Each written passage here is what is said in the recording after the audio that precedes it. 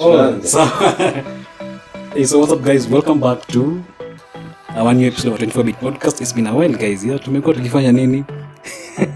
But anyway, yeah, we are back, and today we're gonna be talking about, of course, the new iPad. Is it a laptop replacement? And on set, I have the usual suspect. That's me, Nixon Kanali. Chenze, Emmanuel Dickson Otieno. Yeah. So, guys, I think both of you have the new iPad. No, me, I have the 2018. Oh, you have the 2018. Chenze, you have the 2020. Rich person. So, do you think, just as we was talking, offline. Without recording. Yes, not recording. Has it replaced your laptop? Are you able to do everything you wanted to do on your Mac or on your laptop? For me, it hasn't quite, but it has the potential to. It's almost. It's almost. And the reason why it hasn't quite is because I am a holdover from old habits. If I was just a new person starting my computing journey today, it will be my only computer. Yeah. Right now, I know I always have a desktop somewhere. I can always go and do this somewhere. I have a desk where I work at, and that desk setup features a desktop computer and doesn't include the latest addition to whatever my device is, which is the iPad. So I use the iPad on the sidelines. But there's nothing that I do there on the desktop except for a few systems I manage, which are legacy systems, and they need some Oracle applet and all those kinds of things that I can do on Windows. There's nothing I do there that I can't do on the iPad. So it not being my only computer is simply because I've lived through many years of computing and I know of other devices and I'm beholden to them. But if I was starting my computing journey anew or for the first time today, I don't see why I'd call a computer something else and not the iPad, because it's every bit the computer. Now pair it to the accessories that Apple offers. The very expensive accessories.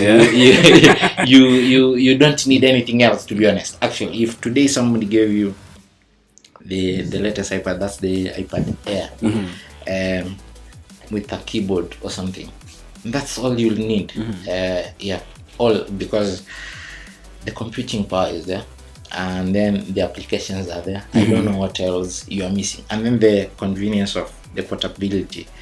It can be in this almost old setup of screen keyboard, like you do with your traditional laptop. It can also be your very nice convertible. It can also be the tablet that it really is.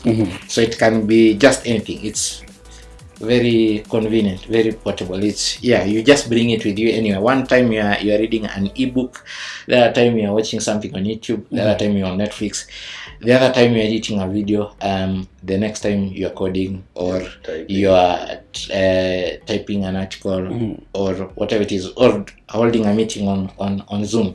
Like this, like your standard workflow. And I've used a number of enterprise class apps that of course are not supported on the iPad, but which are accessible via a desktop class browser, like the browser apps that you can find on the iPad, and they all work fine.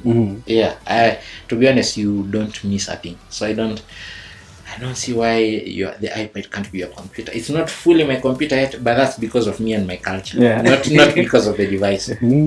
But it's interesting. I think Apple should have sponsored those past 4 minutes. But it's the truth, because if you think about it, I got the iPad Pro because my laptop felt like it was failing at that time and I didn't know what to do. Anyway, so from the first few months with the iPad, it was the main thing I was using, both for editing, for writing, for everything, and it works really well. It has better battery life than any laptop I had used before. It has really good computing power, because on the Windows machine I was using, when I was exporting a 5 or 10 minute clip, I had to be very patient with Adobe, make sure the laptop is set in a place where it doesn't overheat, make sure there's a fan and all that, so that the export can run. But on the iPad Pro, you hit export on LumaFusion and you're done. It's just like 5 seconds, 10 seconds, and you're done. And it works really well. So if you compare that experience here, Windows, to the experience on an iPad, and you give it to, like Chenze was saying, a new person, a person who has never interacted with the traditional laptops that we're used to, which one do you think they'll pick? They'll obviously pick the iPad Pro because it's better, it's lighter, it's easy to carry around. It's interesting because, I mean, just as you were saying offline, Apple is one of those companies that has never given up on iPads compared to, you know, how other companies have given up on tablets. They have never given up on actually making them. Apple loves the iPad, and I think it will pay off for them because currently they are making how many iPads? iPad Mini, the iPad Air, and 2 iPad Pros. So you can imagine, while Samsung is making 1 tablet this year, while Huawei is making 1 tablet this year, or last year, it's last year's tablet, and no other company in the tablet market. Except the Chinese. Well, there's still Lenovo. Lenovo sells a ton. If you look at Middle East, Africa figures, you'll find Lenovo somewhere there. But those things just being cheap, and I don't know for what reason people buy them. They shouldn't exist, really. They're so bad. The thing is, there's no difference between the first generation Lenovo A1000 series and whatever you can find there. They are like forgettable. Yeah.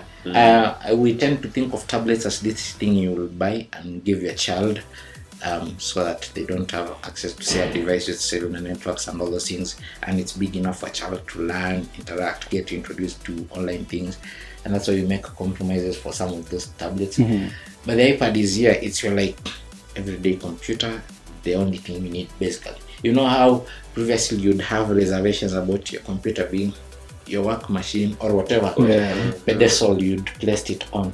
The iPad is there. It can be everywhere. It can be anywhere, everywhere. You can go with it. And you're not compromising on the power. And even the battery. I mean, this thing obviously has better battery life than if you are to take a walk around any Windows laptop. Are you serious? Okay. Yeah, the battery on the iPad, you can trust it for long journeys, you can trust it for long editing, you can trust it for so much, and all that with no compromise to for example, when exporting on Windows, I have to go plug it in to get more power. Here you'll just get the same sort of performance whether the battery is at 10% or 100% whether you're plugged in or not.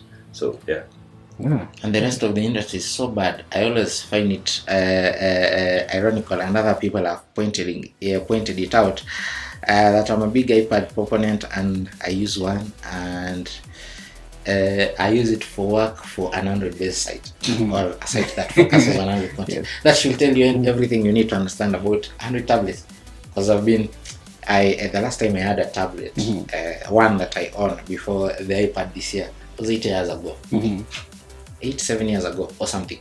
In between, things haven't gotten that better. Of course, there's been lots of improvements. Like if you look at the Tab S7 right now, it's nice, but its niceness stops at when you start describing work, like we have been here. It's a good entertaining machine, like a multimedia device. It has the best screen on a tablet. Speakers, all those things, HDR, whatever, all those nice things. But for a lot of us, especially with how we work during this pandemic, there's a very thin line between your home space and your workspace. And the iPad just manages to take you from one to the other. While now other tablets are stuck on one and compromise a lot on another, and they have a long way to go.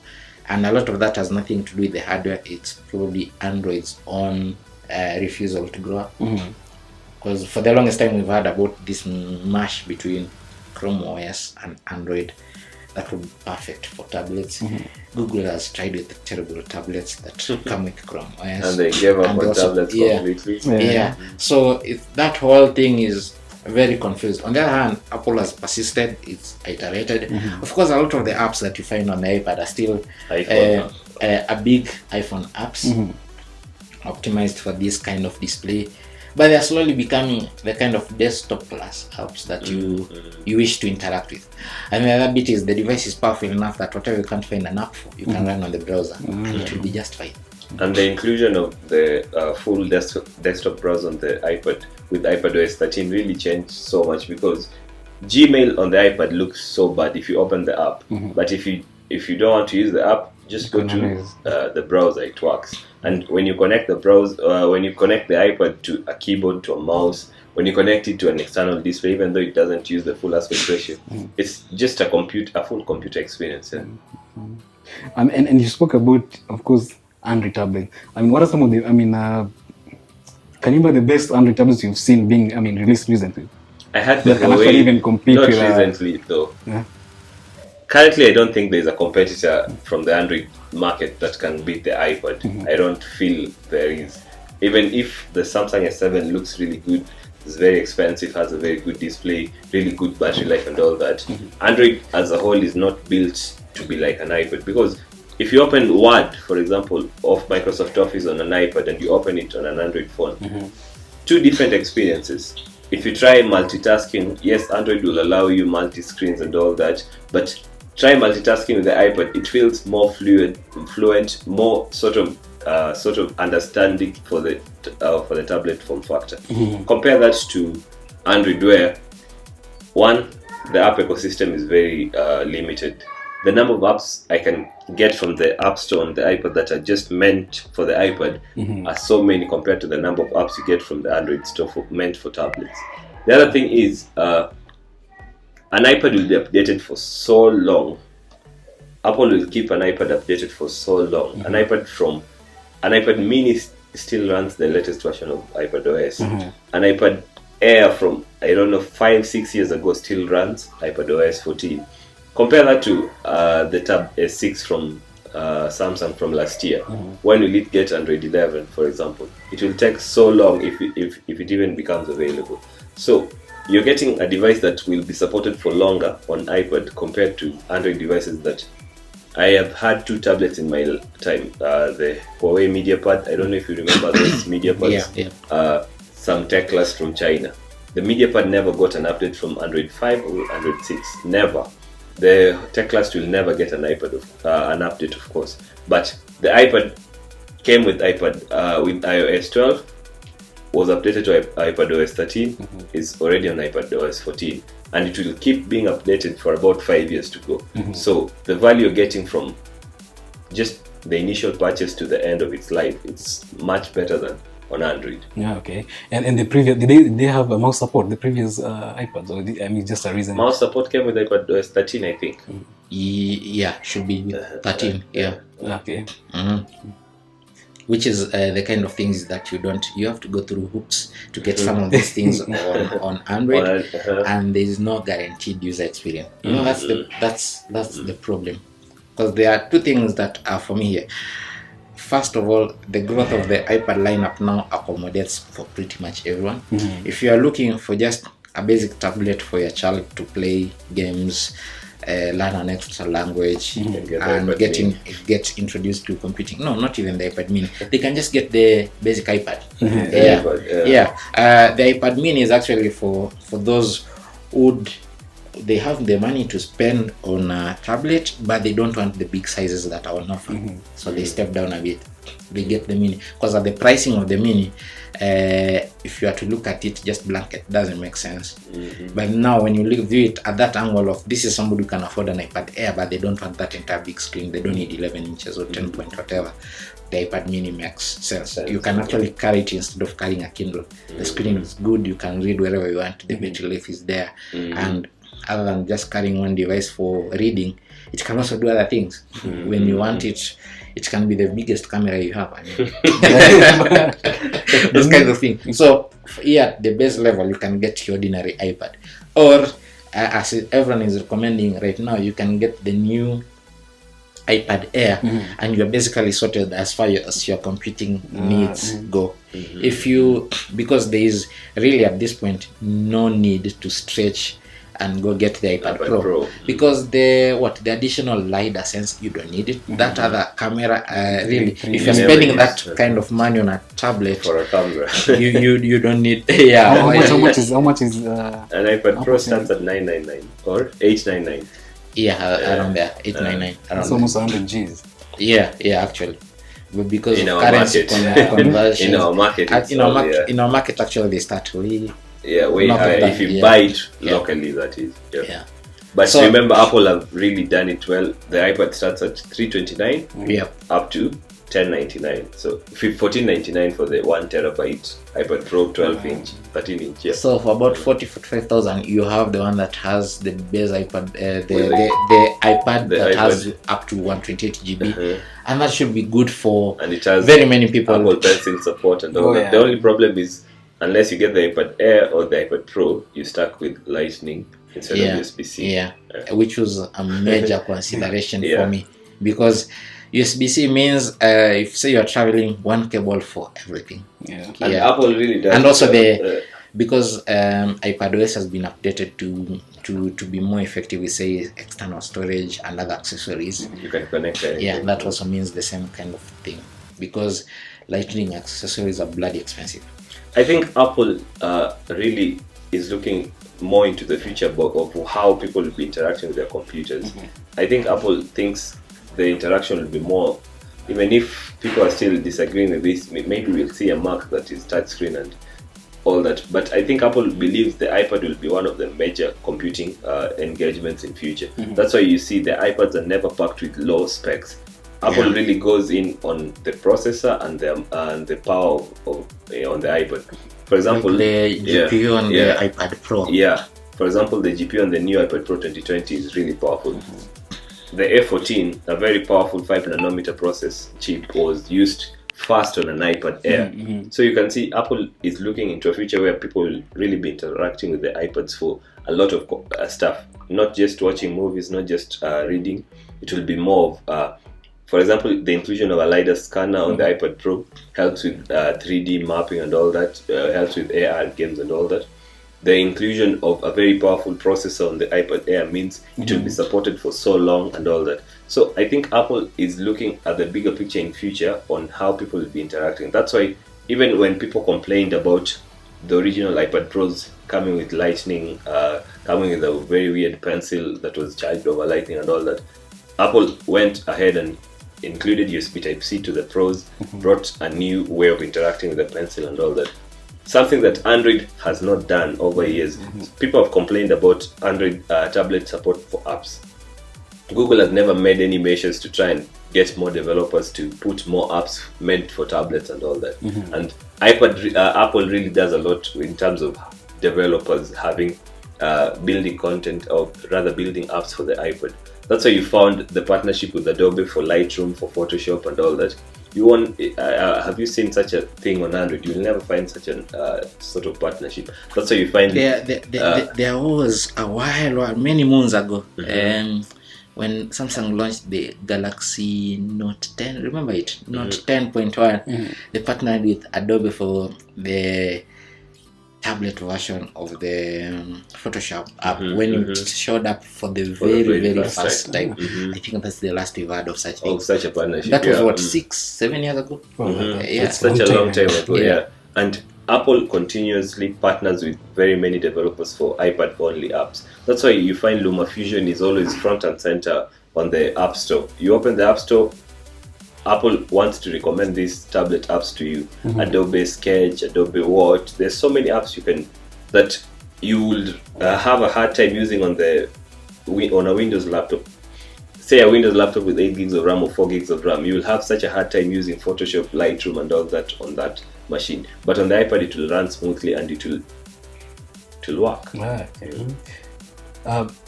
How's the browser? Because I was reading some article somewhere, and someone was saying how one of the reasons they can never, actually upgrade or even replace their laptop, they feel the browsing experience is so limited. The browsing experience is so limited. Is that the case? I've never felt limited using my iPad browser. I don't know about Chenze. No, there's literally nothing I can't do on that browser. Save the things that I can't do there. It's not the browser's fault. It's because those systems Don't work on the browser. Yeah, they require legacy browsers. So there's really a top of my head, I can't think of any, and from my use cases, I also can't come up with any. You can do everything on that browser. I think the only issue will be the engine the browsers run. Apple restricts the engine that other browsers can use. So that's why you have to use their Safari, Safari kit. Yeah. So Chrome on iPad won't be as powerful as say Chrome on Windows and all that, but Safari is still powerful enough. Yeah. Okay. You guys said so many nice things about the battery life of these.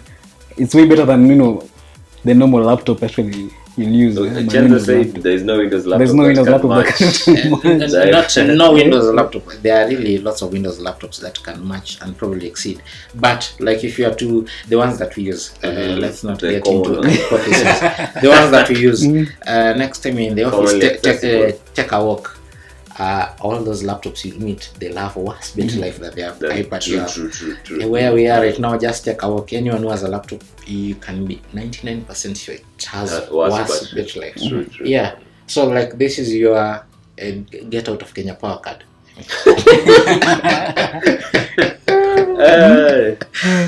Interesting. And the ports, Thunderbolt 3? It's a USB-C port. Yeah, I think it's Thunderbolt 3? Is it? It's not marked as Thunderbolt 3, but if I connect it to a display, it will pick. Yes, and I actually use it as my secondary monitor when I'm on the Mac. I use Sidecar, so this becomes my extra screen.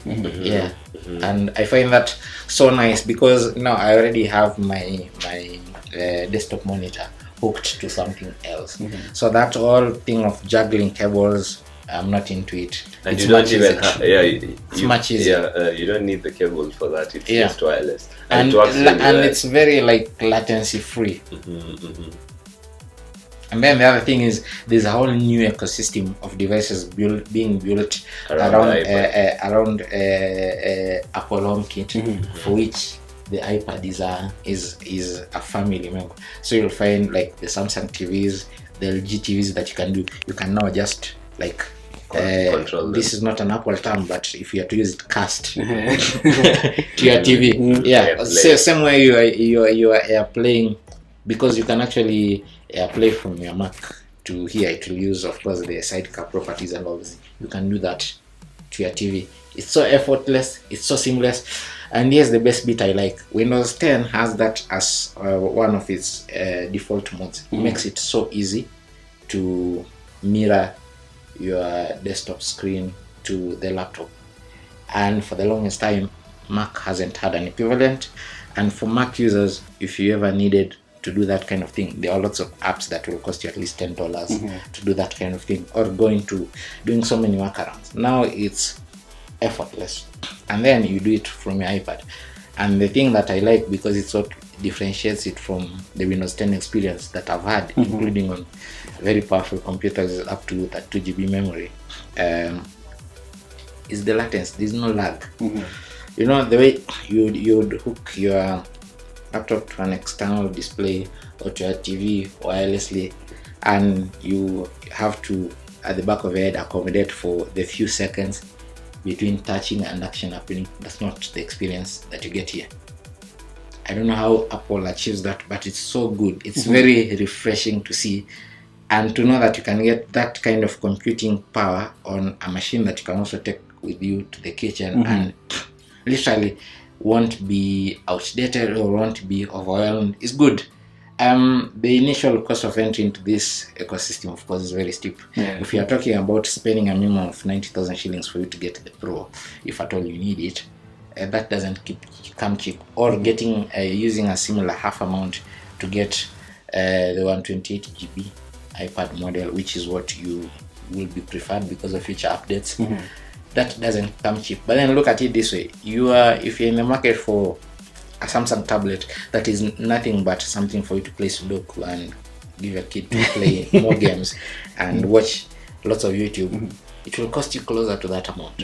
You are getting closer to 40k with your very basic Tab Air.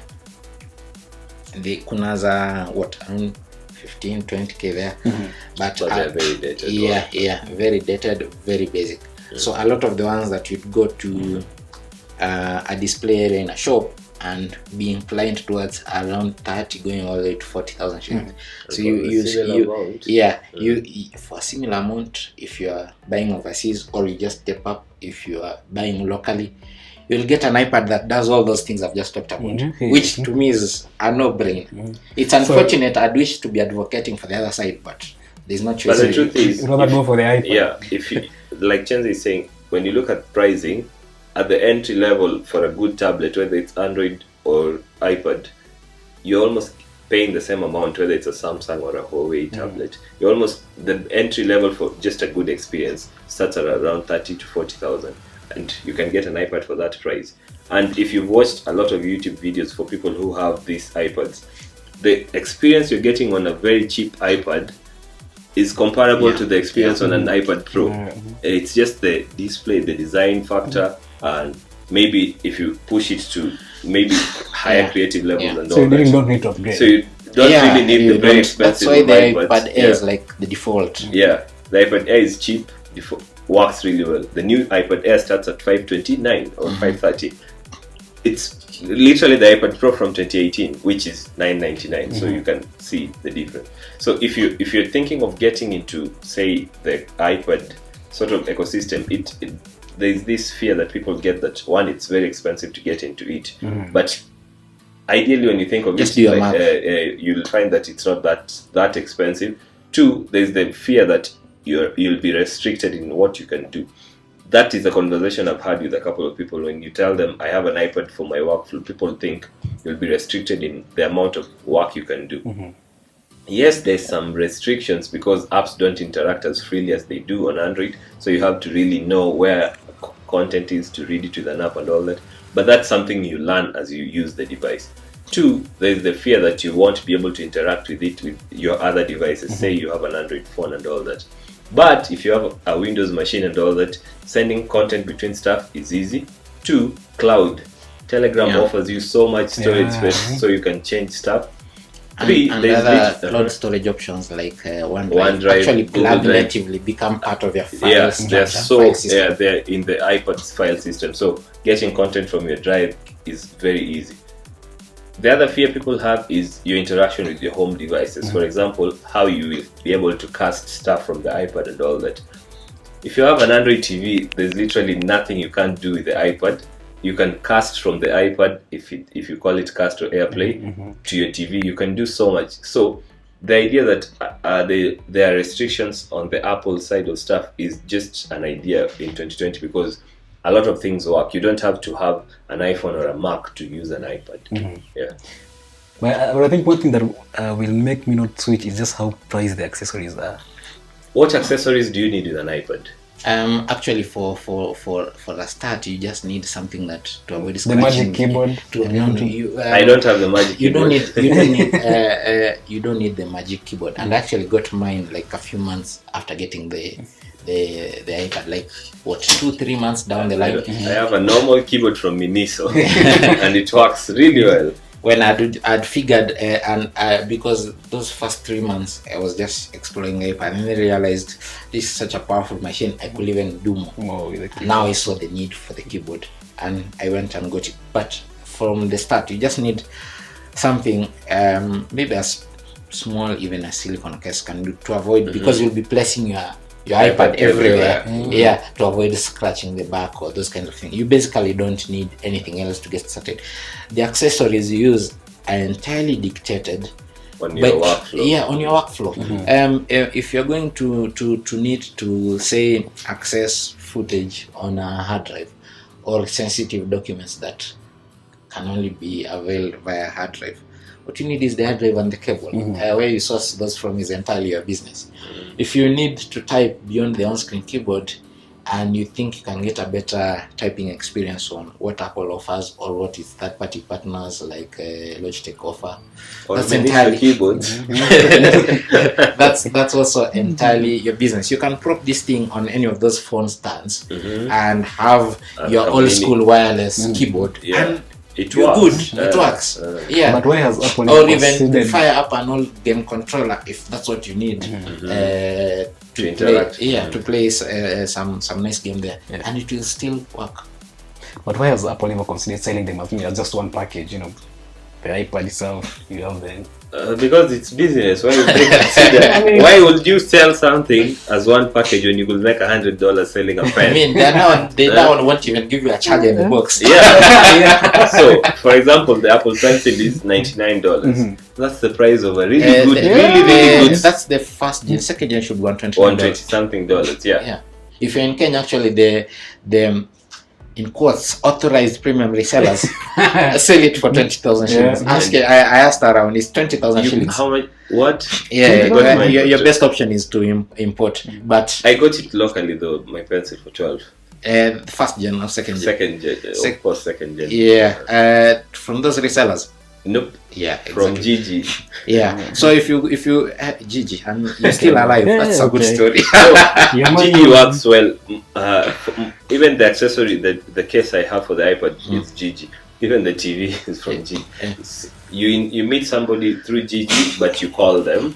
Then there's no, if they don't have a shop, no interaction. If they want cash beforehand, no interaction. Yeah. So many negative reviews for me, I fear that place looks like a mortuary. So, for example, the iPad, the second gen pencil, I really needed it because you have an iPad, you just feel like you need to interact with all those accessories to know how they work.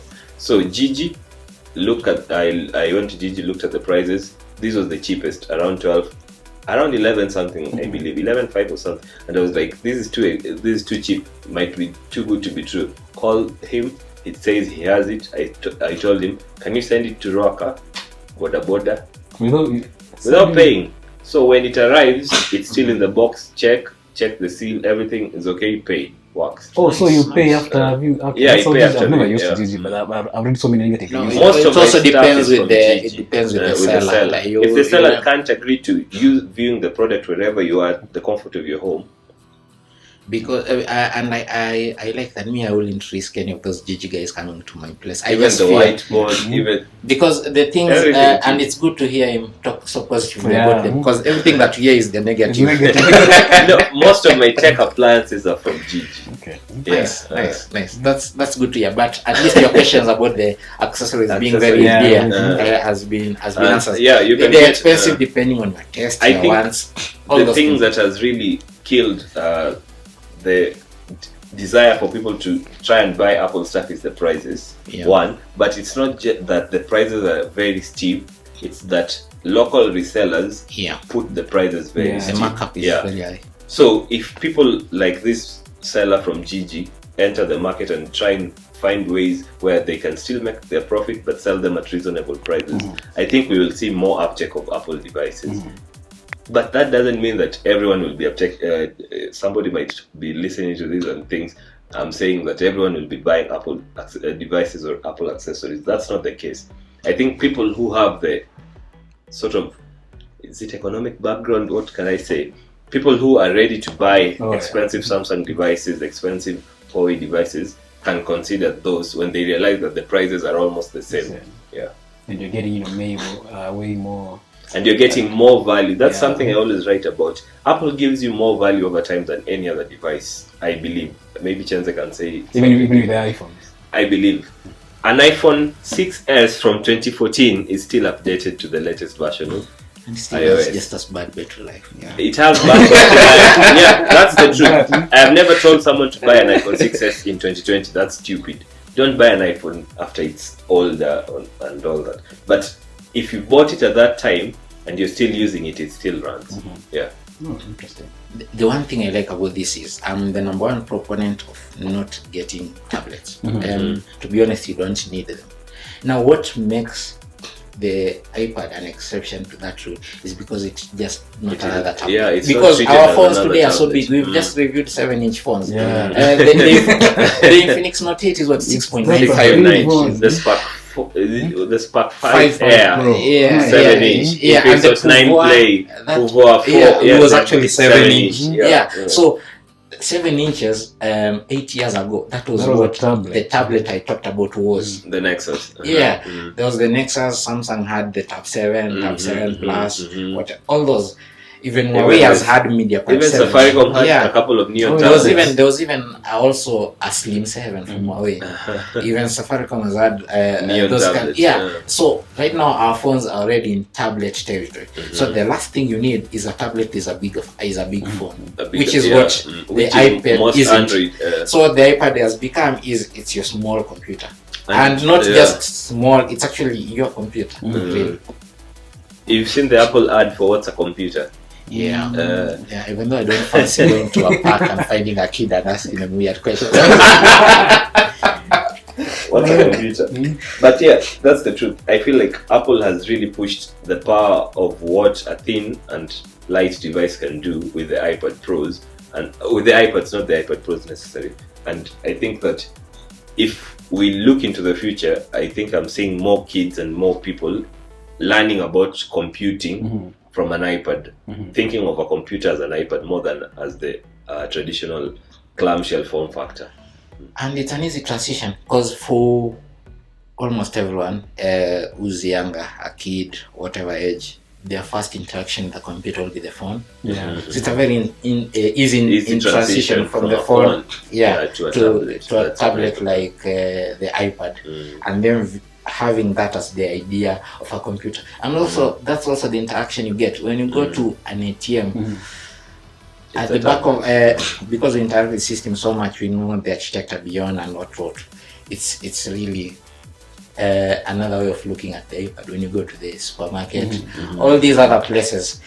Our idea of a computer as we knew it and the association with power is really changing, and front and center the iPad is like the most visual of that.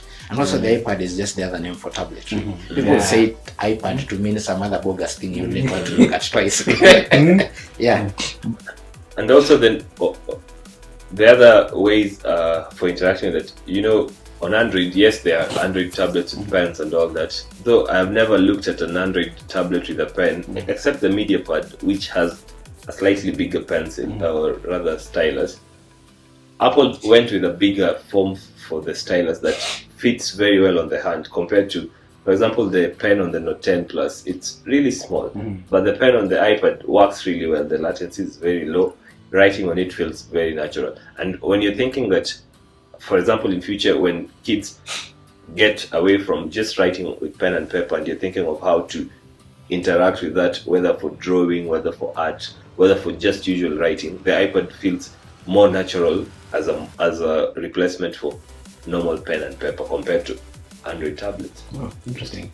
But I mean, I'm looking forward to see how the uptake will be, you know, moving forward. I mean, like more Kenyans going to be, you know, buying iPads and all I that. don't know about Kenyans, but about the world, Kenya yes. is a stretch, but the world, that's where it's moving.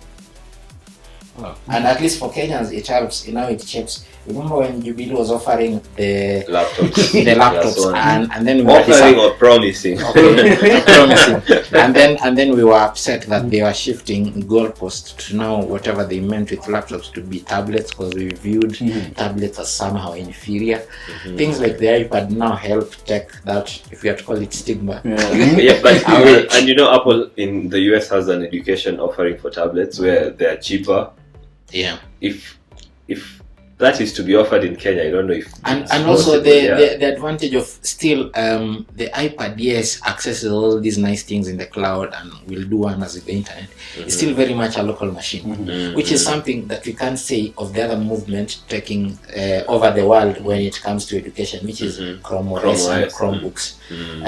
They are heavily cloud reliant, and top of my head, I don't see how that's working in Kenya in 2020. It will work maybe 5 years from now, or 3 years from now, or 3 years from now.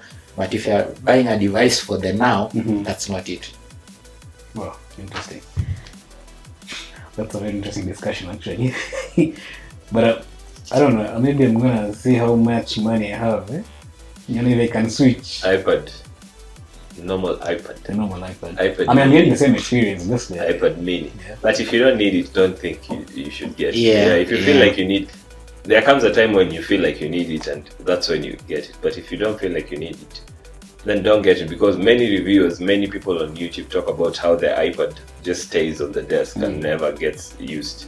Yeah. But you see, the problem with Maybe people, they can send them to us. I mean, the thing is, the problem with people for us in this space, we just love trying out new stuff. So That's the problem. Yeah, and we end up So, being it yeah. should be illegal for me to be hooked to an iPad.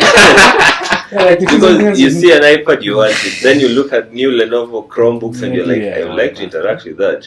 Then you look at, It will never be okay if, for the life of me to interact with something that looks like the laptop I've had and it all has 64 GB storage. No? yeah, Chromebooks is 64 GB. Whoa, thanks so much. Unless anyone else has something else to add? Apple, please sponsor this. Yeah, but I think that was a good discussion, guys. Thank you so much for listening. My name is Kanali. I blog at TechTrends, K-E. Chenze Emmanuel, Kenya.com. And Dickson Otieno, techish.com. Yes, thank you so much for listening to this podcast. Until next time, bye.